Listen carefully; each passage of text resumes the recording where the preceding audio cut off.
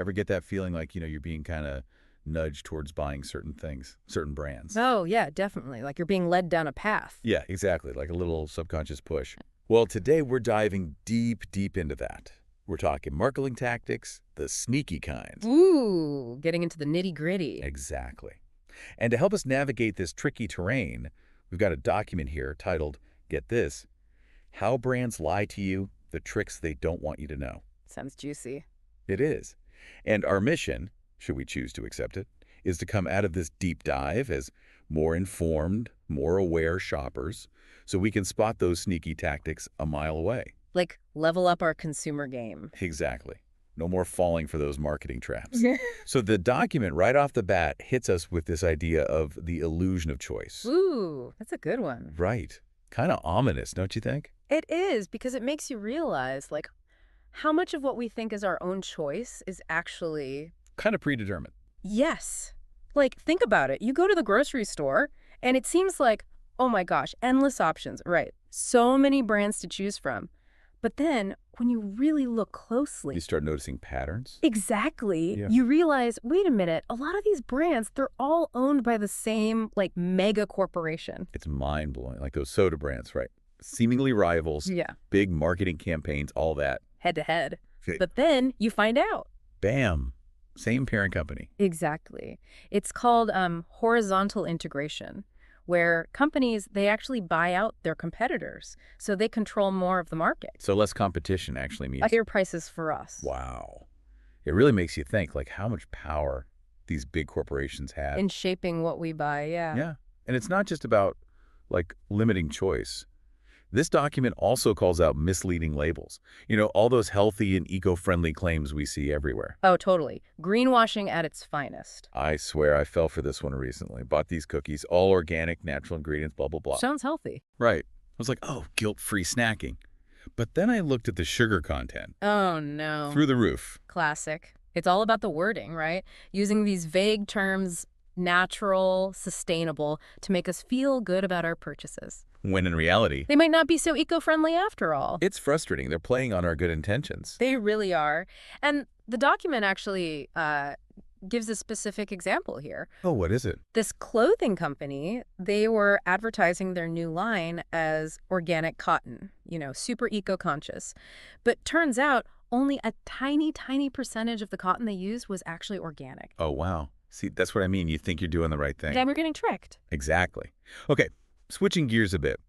Let's talk about luxury brands, because they seem to have this whole other level of marketing magic going on. Oh, absolutely. It's all about creating that sense of, like, exclusivity and desire. And they do such a good job of it. It's like they make you want what you can't have. Exactly. The document calls it artificial scarcity. So they deliberately, like, limit the production of their products to make them seem more rare, more desirable. It's like that whole fear of missing out thing. Exactly. FOMO, it's real. And then, of course, they jack up the prices because... Supply and demand, baby. Right. Basic economics at play.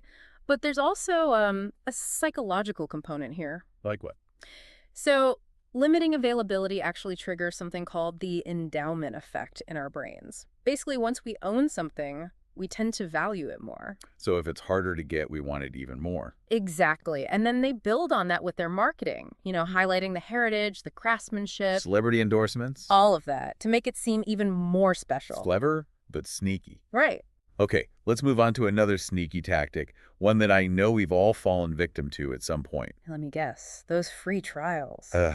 Yes.